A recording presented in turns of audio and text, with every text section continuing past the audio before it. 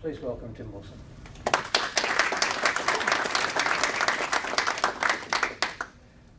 Well, thank you very much for that kind introduction. It's a great pleasure to be here this evening. As introduced, my name's Tim Wilson. I'm Australia's Human Rights Commissioner. And I have to start tonight's proceedings by saying I take issue with the title. In Conversation, Religious Freedom in a Secular and Multicultural Society. Australia's society is not secular. It's pluralist. The state is secular. It's a very different thing. The state, of course, under the Constitution has to be secular because it has provisions which restrict the government from adopting laws to adopt particular religious faiths or interfere with religious faiths.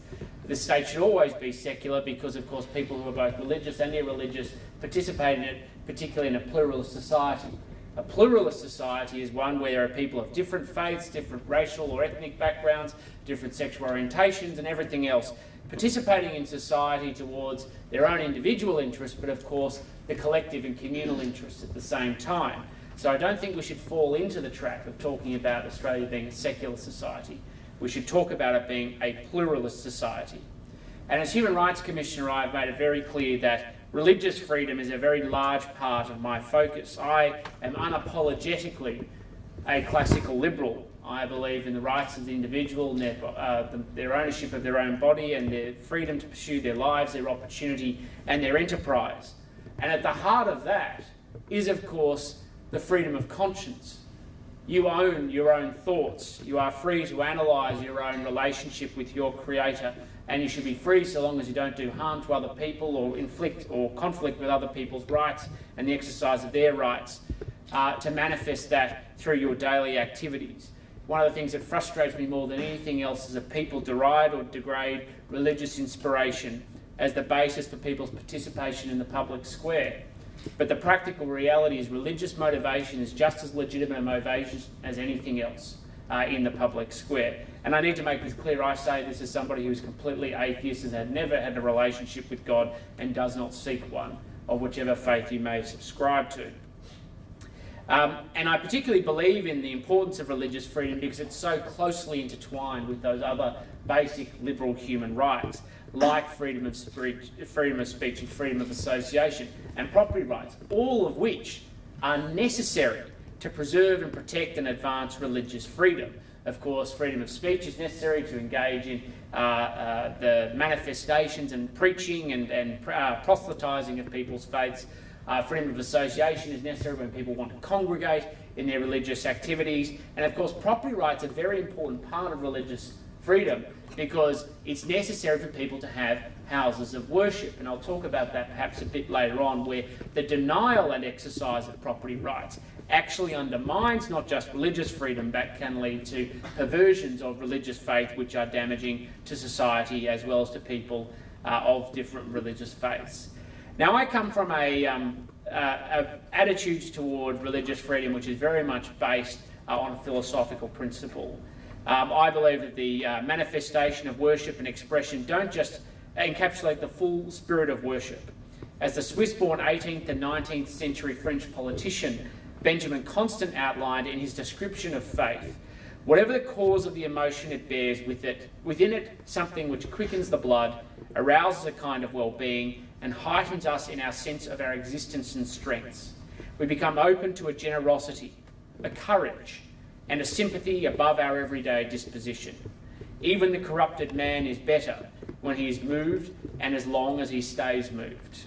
Constant continued in his description of the importance of faith. The man has a relationship with his Creator. He constructs for himself or is given various ideas about his relationship.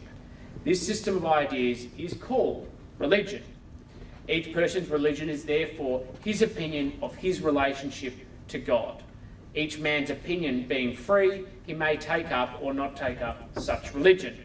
Now, if we can get past the heavily gendered nature of Constant's reference from that period, it's pretty clear what he intends.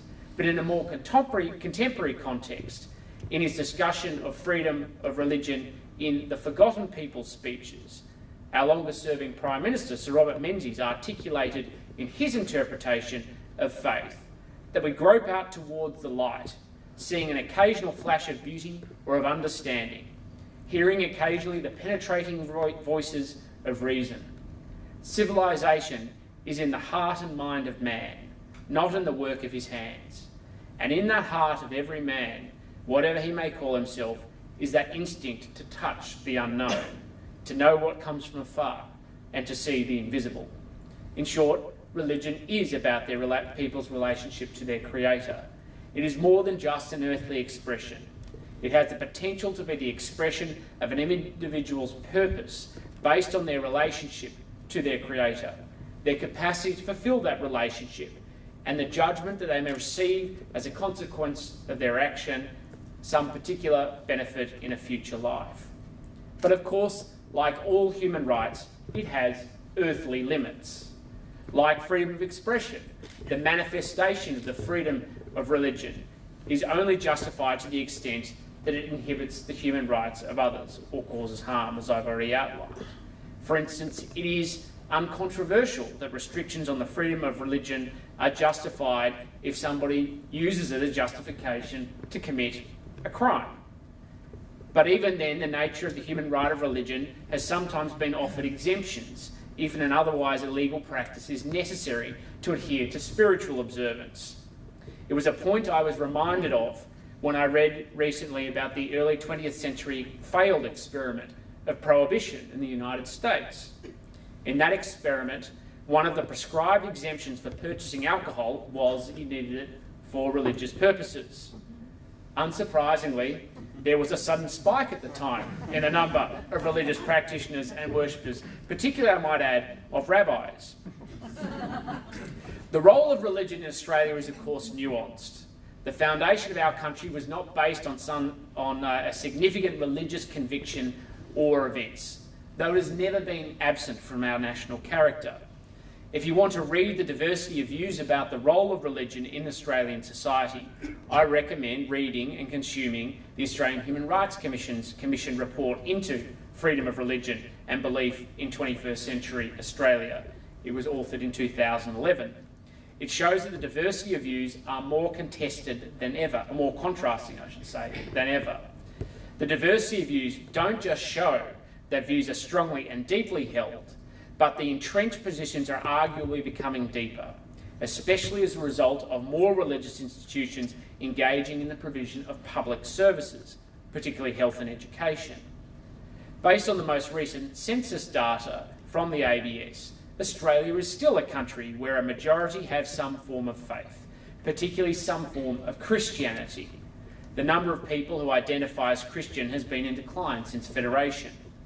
96% identified as Christian in 1911, but this fell to 61% in 2011.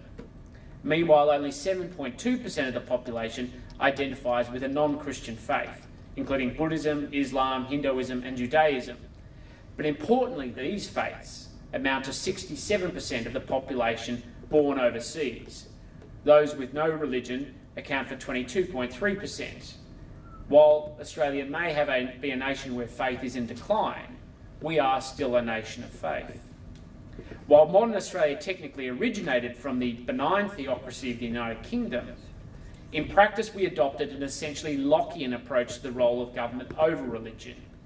In his letter concerning toleration, John Locke argued that the Commonwealth seems to me to be a society of men constituted only for the procuring, preserving and advancing of civil interests, or as I pointed out before, essentially secular means. Civil interests I call life, liberty, health and indolence of body, and the possession of outward things, such as money, lands, houses, furniture and the like. By comparison, Locke argued that faith had a very different purpose. It was to be a voluntary society of men, joining themselves together of their own accord and in order to the public worshipping of God in such manner as they judge acceptable to him and effectual to the salvation of their souls. According to Locke, the role of government was not to advance religion, though that relationship at times vacillated, particularly in Australia's early colonies. As outlined by Stephen Pickard in his 1992 article in the Monash University Law Review on religion and the Australian Constitution, religion has always had an intertwined relationship with government. The early colony of New South Wales compelled locals to attend Anglican services and funded the salary of priests in a limited capacity. In my home state of the great state of Victoria, government aid was provided to Christian churches until 1870, when state funding for religious education ended to ensure the state was neutral in religious matters, or essentially adopted a more secular approach. Similar efforts were achieved a decade earlier in Queensland. Obviously, that was reversed by the Menzies government funding of independent schools in 1963. Yet despite the vacillating relationship between religion and government, legislative limits to regulate faith was one of the few efforts to establish protections of rights in the Australian Constitution. During the drafting process, restrictions on the Commonwealth to legislate on religion were proposed, rejected, and proposed again, before finally being adopted. In his speech to the 1897 Constitutional Convention, then future Prime Minister Edmund Barton encapsulated the view of the role of government over religion at the time, that the whole mode of government, the whole province of the state, is secular.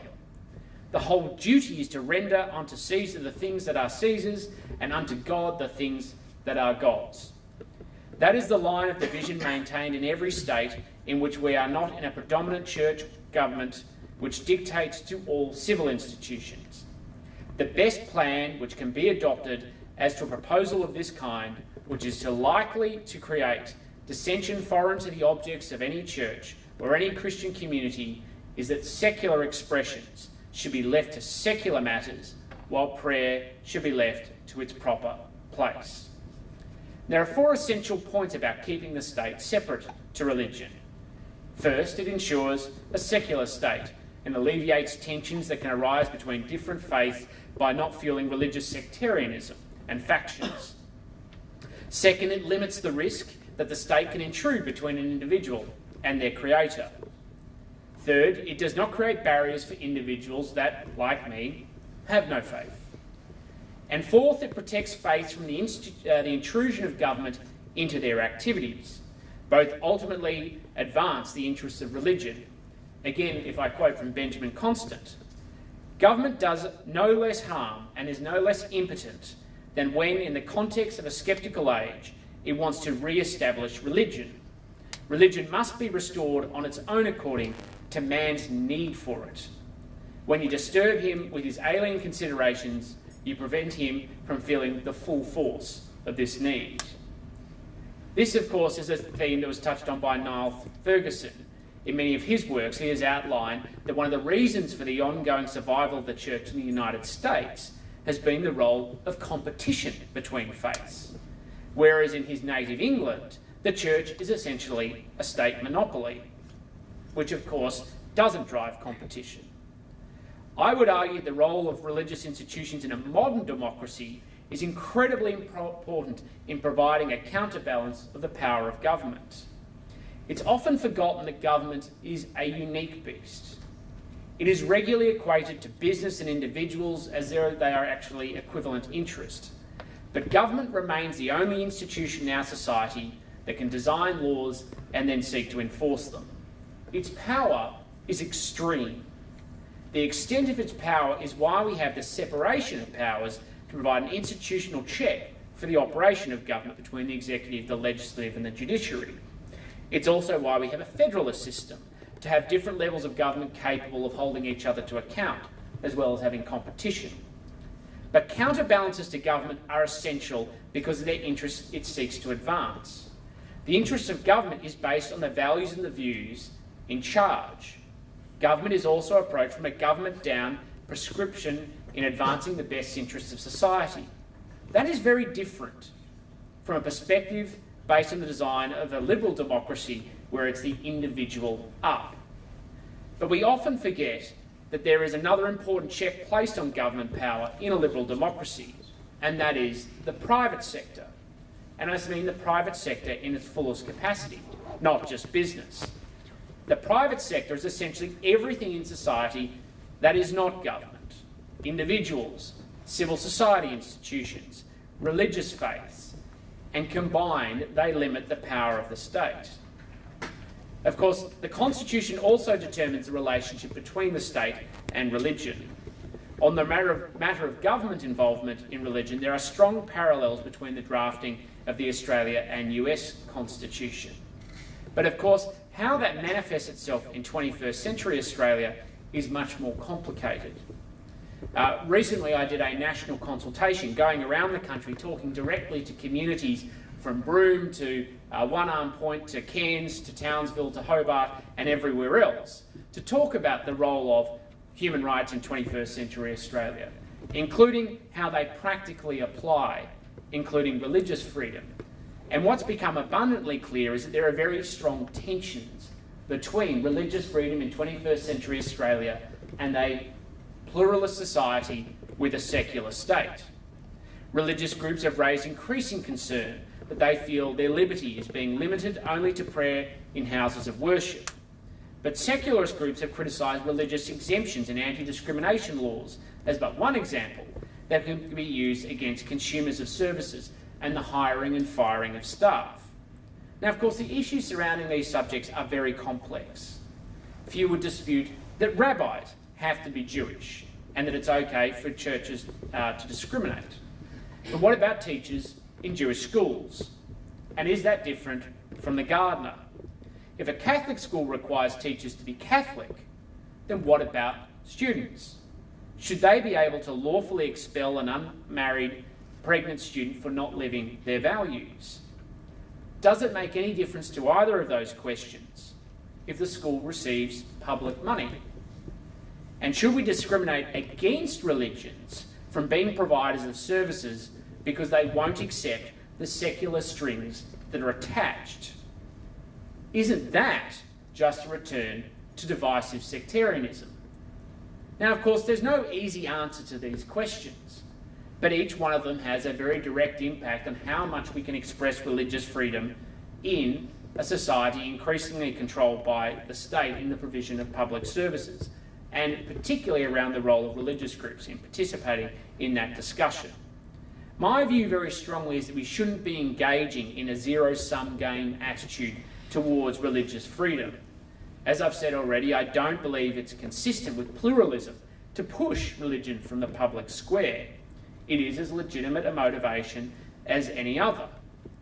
So, one of the things I have announced already is that I'm going to seek to establish a religious freedom roundtable at the Human Rights Commission to continue the ongoing discussion around religious freedom and how we seek to advance it in a plural society with secular state, because that interaction between public policy and religious freedom will continue to come up. And there's been no greater example of the concerns that I've heard around the country than of religious communities concerned about how they will be able to advance their faith should the federal parliament legislate marriage for same-sex couples. Now, views about that issue in this room may differ. I am very strongly of the view that same-sex couples should be able to get married. But religious communities have consistently raised with me concern, that, particularly from observations of what's occurring in the United States and elsewhere, where state or federal higher courts overturn state legislative or constitutional bans on marriage for same-sex couples, and all of a sudden somebody who is a civil celebrant, not a rabbi, a priest or an imam, but a civil celebrant, is then legally bound to marry same-sex couples even if it goes against their religious faith. And if they don't, they face fines. I don't think that's a constructive way forward for anybody. Don't get me wrong, I think the market will largely sort it out. But I don't think we should be having laws where people are broadly compelled to do something against their wishes. I don't think that's particularly consistent with human rights. But the way we deal with these problems isn't just to impose either secular or religious values as a solution. Part of it has to be having a proper discussion about how we navigate the differences, treating with people with respect, and understanding the basis of their concern. And so in response, I've spent quite a bit of time thinking about this challenge and have proposed in a number of fora where I've got very different responses, that maybe when civil celebrants go to register, and they do have to go through a proper registration process, they can merely nominate. Do they want to marry heterosexual couples or homosexual couples, or both? Then they can specialise. Then nobody's discriminating because they won't be lawfully able to marry a couple that they don't agree with. That solves the problem, doesn't need anti-discrimination exemptions, and we've advanced both the secular equality before the law principle for same-sex couples and religious freedom at the same time. So having those discussions is very important, particularly also when we're talking about the very, and I understand, sensitive discussion around some concerns around the Islamic community. Having spent time talking to different Islamic groups around the country, there's been particular concern around laws and regulations that are used and abused to stop the development of mosques. And this goes right back to the importance of property rights and the capacity to exercise them with religious freedom. And where we're finding more and more attempts to build mosques are being blocked because of efforts by local political groups or anti-Islamic groups, and using dubious justifications on the basis of planning regulations to stop that. And how much that can then have a negative impact in terms of making sure that there is a formal structure of faith which can have negative consequences, particularly the development of backyard mosques, which can create feeding grounds for people who want to preach violence or hate or a perversion of Islam to advance their own political agenda. So you can't just look at religious freedom as though it's its own human right. It has a very strong interaction with those other important liberal human rights, which must be preserved and protected in an Australia that has a pluralist society with a secular state. Thank you.